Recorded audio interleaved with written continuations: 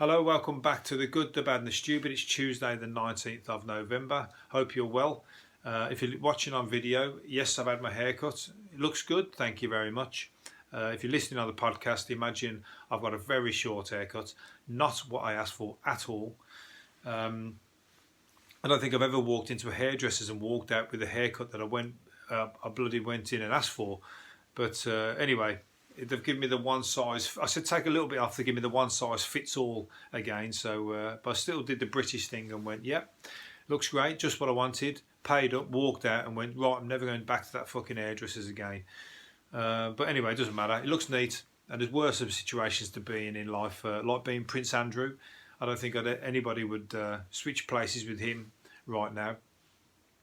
Lots of people are moving. All big business corporations are moving away from his business venture. His backers, they're moving away from him the way you would move away from your pissed up mate who's talking shit in the pub. They're like, oh, nothing to do with him. He's nothing to do with me. And the FBI want to talk to him. So after his car crash TV interview, so I think if people who are lie detectors in for the FBI or for detectives or whatever who can suss mannerisms and that, they probably watched that and went, that's just total bullshit what he's just come out with, I'd imagine. So yeah, he's not going to be sleeping. I don't know how he sleeps at night, but I don't think Horlicks is going to cut it. Let's put it that way. Another car crash TV events on tonight, the big political debate, Boris versus Jeremy, the big political boxing match, so that should be fun. There's going to be loads of stooges in the crowd, I imagine, booing one way or another. So a lot of mudslinging, so it'll be good to watch that. I'll report back tomorrow with my opinion on that, if I get a chance to watch it or can be bothered to watch it. I've just found out it's going to be -9 this week, so great. We've had all the rain over the last few weeks, and now we're going to have -9. You know, we've got no choice but to get out and carry on, haven't you? So typical situation. I was meant to be on the motorway going to Birmingham, I think, at the weekend, and going to the Birmingham Christmas market. It's already miserable enough standing outside pretending to enjoy a beer in the cold weather, let alone it be -9. That's borderline hypothermic, isn't it? So I'll have to try and dig out the old thermals and go up there like I'm going on a ski trip to the Alps or something. But I can't dig all them woolly hats and everything. I ain't a fan, so maybe I'll have to cancel the trip and hibernate instead. So I always imagine from when I was staying in Australia that the weather over there is now entering their summer period. So I always remember when I was in there in the height of the summer in Sydney, looking back at the news on Britain when it had the real shitty weather over here because it was coincided with our winter, and I think, oh, thank God I'm not there. Now I'm the opposite. I'm like here, when as soon as the bad weather comes, I'm like, oh shit, I can imagine myself being on that beach. So unfortunately, you can't just hop over to Australia, can you? You've got to go for a few months. There's no point in going for a week or two. You got to kind of make it worthwhile. So yeah, that's for future when they when I have a big win or something, so a bit of money come in. Maybe I'll just fucking decide, right, I'm off over to Australia on a whim, because you got to book it in advance, otherwise you get stung, don't you? Or do what this guy did, which is CJ Dimmu, or whatever his name is, off TV Eggheads. He lost his job on the show and then pleaded poverty because he's going to lose his house and all this kind of stuff. So he set up a GoFundMe page. Loads of people paid into it. And there's pictures of him now over in Australia on a 5-week Australia and New Zealand holiday. Going like that, yeah. Pictures of him in the sea having a great time. And people are going, hang on a minute, we fucking... we gave you money to because he thought he was in the shit, and he's like, off on his jollies. So, and now he's starting to sort of shut people down for suggesting unsolicited messages. People telling people, please mind your own business. So, there you go. People set up then GoFundMe pages for any old thing, don't they? And people just start. I don't know where these people come out of the woodwork and start chucking money at them. It's like do-gooders, maybe I should do it myself because I ain't in the fucking best of financial status at the moment. So I could do with a bit of a leg up or free trip to Australia. So hook me up. If you see this podcast and you heard me tell you I'm on hard times, send me a bit of cash. help me out, and I'll promise you I'll send you some good photos from the beach wherever I am. The Bahamas, that's where I'll be. Some people who turkeys destined for the Christmas dinner made a dash for freedom. 50 turkeys did a runner from a farm and did a bolt for their freedom. Unfortunately, sad news is they all got caught. So there's no happy ending to that story, because I read all the way through there and I expected them to go, oh, we gave them a reprieve as they made a dash for it. Usually they let one of them go to a sanctuary or something, didn't they? But unfortunately, them are all still going to be banged up and fattened up, ready for your Christmas dinner. So there you go. Close, but no cigar, unfortunately. Gobble gobble. Right, Arctic freeze to hit the UK. Britain was going to be as cold as... Oh, I've already said that one. Bloody hell. Come on, Wayne. I can't edit this. I've got to just keep rolling. I've already tried to do this about 3 times and ballsed up the camera, so I'm going to keep rolling. Mistakes and all. Columbo's coming back. Remember the TV detective? Just one more thing. I fucking love that. The writing on that programme was amazing. He'd just be toying with them all the way through the programme, wouldn't he? And then at the end he'd just go, just one more thing. He'd always catch him. Always remember there was an alcoholic guy who used to walk around our estate when we were younger, and used to have that old dirty brown Mac, and everyone used to call him Columbo. It's funny, man. He used to remind us of him, and that's what we named him after. But I was going to say then, imagine him turning around and going, just one more thing, but he never did. That's what I always hoped he would. But he was a funny guy anyway. He was a right old character. This what's it called? Alcoholic.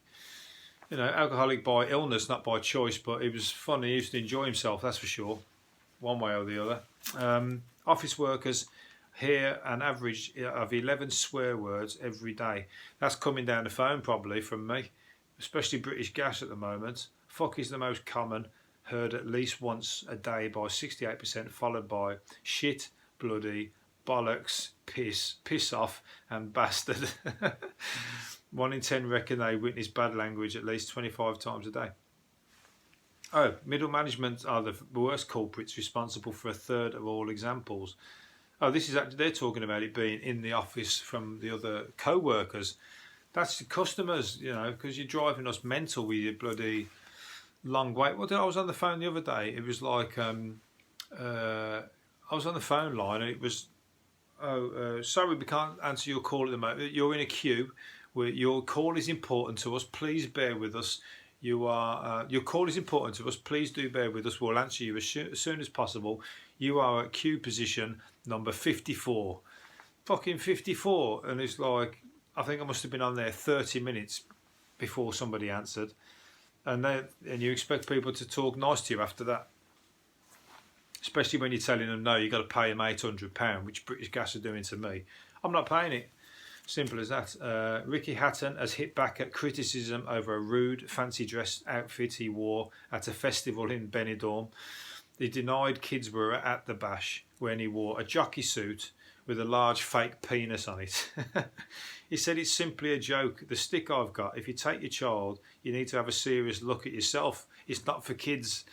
You know, there's worse costumes out there. Fucking hell, he's like, you can't do anything as a famous face, can you? Because you just get pulled, anything is pulled into the paper, especially if there's like now with all smartphones, people take a photo of you anywhere doing anything, next thing you know, you're straight in the paper. It must piss you right off.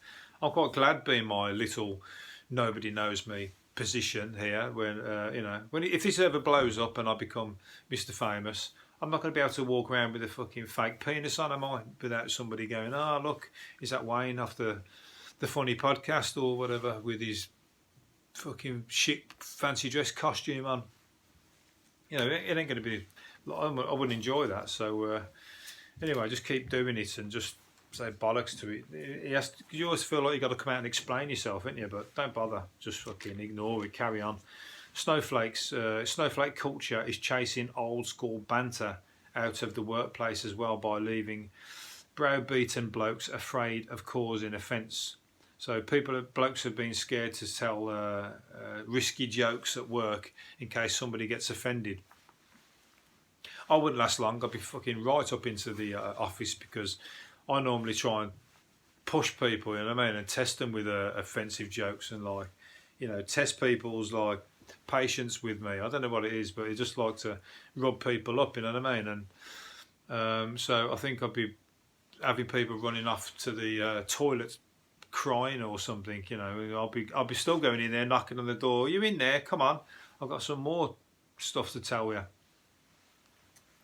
You know, you can't. People just get too, especially people who do get offended. I'd like to push them even further if I find out that I think they are a little bit sensitive. It's all a bit of fun, isn't it? You know, kind of. They can do it to me. I'll get it a lot worse from other people. It comes down the pecking order. I'll get people fucking slag me off for all sorts of things, but you know, it's fun. It's funny sometimes, isn't it? I mean, sometimes it can be a bit, you know. I'll be like, come on, I wouldn't have said that to you, you bastard. But still, you know, there's always, it's always fun. People don't mean it. Shane Warne wants a Hollywood film about his career rewritten because the script is overflowing with sex and drugs. Oh, well, speak for yourself. He's like, you know, bigging himself up, giving himself a fucking pat on the back there, isn't he? The cricket star told LA filmmakers he wanted an all-Aussie cast for the movie, suggesting Russell Crowe for the main part. It fucking, you know, probably be like, more like fucking Rabsy Nesbitt or somebody, you know, who said like Russell Crowe would want to play that part for starters, but he said there's loads of sex, drugs and rock and roll in it, and it just sounds like it's going to be a bit boring to me. Sorry, Shane, but a cricket story with a bit of sex and drugs, it sounds like a bit twee to me, if you like. So anyway, prove me wrong. We'll see when the film comes out. Who else could play Shane Warne in a film if Russell Crowe turns it down? He ain't that fat no more, is it? But his worst performance, I think, was on that hair advert. What's it called? Advanced Hair Studio or something or other. He must have got paid a lot of money for that, because it's almost like a cheesy advert, isn't it? He's coming on going, I was losing my hair and now I've got all the confidence in the world and I've had my hair back through Advanced Hair Studios, which doesn't work probably, but he's got £1 million, so he's going to go, yeah, I'll pretend it does work and tell you bullshit porky pies for you. And there's going to be a film about my life coming out soon with loads of sex and drugs in it. You'll have to watch it. Anyway, where are we going to get on to? Parrot, a lovebird has died from the shock after vandals smashed a pet shop window. Shame, a parrot dropped dead. The lovebird, yeah, because the lovebirds are the two of them, aren't they?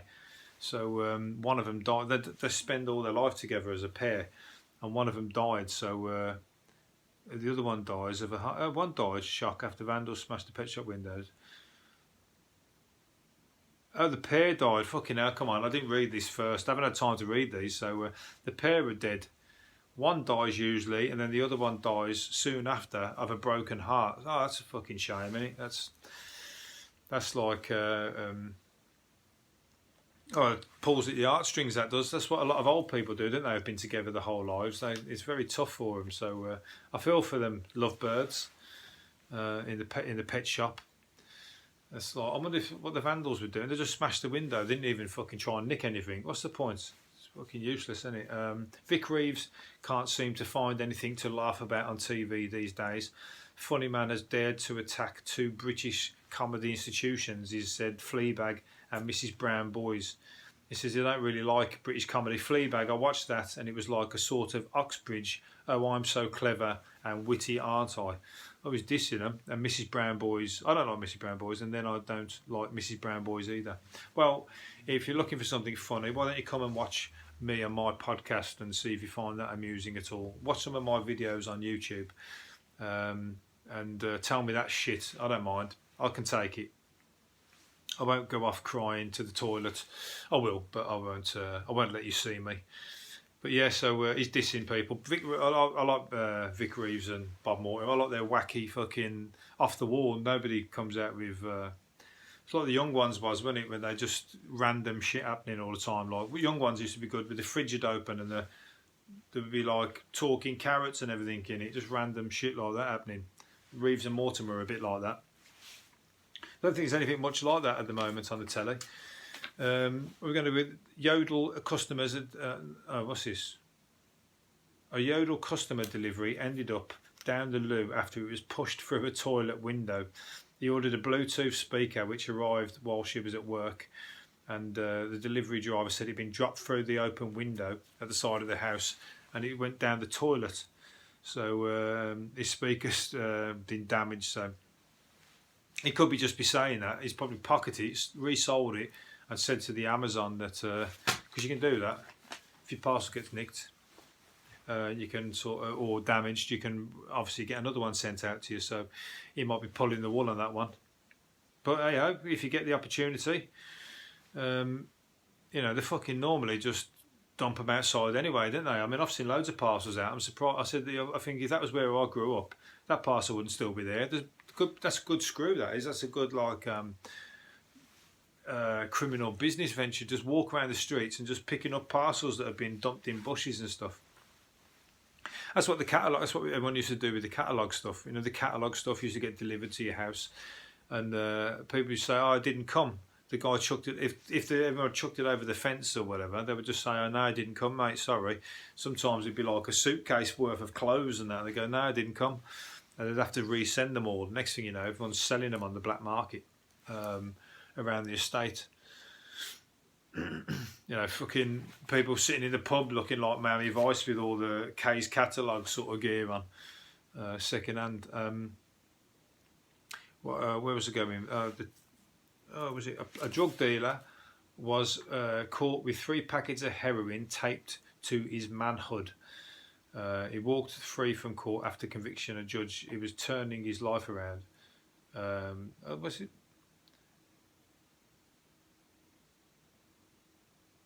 What? Anyway, he walked free from. Anyway, he said he was. I don't know what they're talking about there. He's apparently said he was turning his life around and he's been caught with heroin taped to his penis. I mean, how did they just come to just decide, right, let's search you and check? There must have been a tip-off maybe by somebody who's like, maybe, why is he on his penis? Maybe is he trying to get some sexual favours out of it as well or something? Somebody's grassed him up there, haven't they? Anyhow, I don't know what the situation with that one is. I'm not going to dwell on that one. Millions would like to go to the pub more, but don't have anyone to go out with, a brewery has found. Friday nights, people are pining to go to the pub and they haven't got any pals to go out with. So, that's as you get older, that isn't it? As you're younger, everyone's all the youngsters and everybody's all out every fucking weekend, every night. As you get older, people have got like families and all that kind of stuff, and then the ones who sticking at the party and are like, hang on a minute, I'm fucking doing it alone now, like the old sad guy we used to look at in the pub when we were younger. I'm not talking about myself here, of course. I just end up being the sad, lonely guy who stays in. But no, you just have to fucking go to the gym or something or other. That's sad as well, isn't it? Being in the gym on a Friday night, going like that. Yeah, got nowhere to go, so I thought I'd come and like work on my pecs. But hey, at least you'll be getting healthy. It's the opposite of fucking getting pissed out your brains, isn't it? A new toilet cleaner. You feel better for it in the morning anyway. You'll thank yourself. Let's put it that way. A new toilet cleaner coating could save 70 billion litres of water a day, scientists have claimed. The spray surface, super slippery surface, is globally more than 141 billion litres of water are used to flush the loos every day. And basically what they're saying is it's going to stop people's shit getting stuck to the toilet, so you don't have to keep reflushing the toilet or whatever. Making it a self-cleaning toilet. Save using those crappy toilet loo for things. I hate them. Like when they use them and go to the toilet and they leave it back in the thing and it's like dirty. Oh, it's grim. That's 70s style, that, isn't it? Do you still use one of them? I've got other methods. I'm not going to tell you what they are, but I don't use one of them. Let's put it that way. What else have we got? We're going to finish up on a couple more. We're going to keep it short. I've said that a few times this week, but this time it's actually going to happen. Gold-plated stilettos encrusted with 2,000 16 carat diamonds have been created by Christopher Shellis at Birmingham House of Bourgeoisie and are on sale for £300,000. Birmingham's House of Bourgeoisie. I didn't even know we had a House of Bourgeoisie. Where the hell's that? All of a sudden, 2,000 diamonds. I'm surprised somebody hasn't tipped him off that something was that was there and they haven't been nicked by now. But 300 grand for a pair of shoes. Somebody will buy them. Somebody's stupid enough. Somebody's got the money. I wouldn't have enough to spend £300 on a pair of stilettos at the moment. So don't expect any treats like that, any ladies, for Christmas. It's going to be a lot less.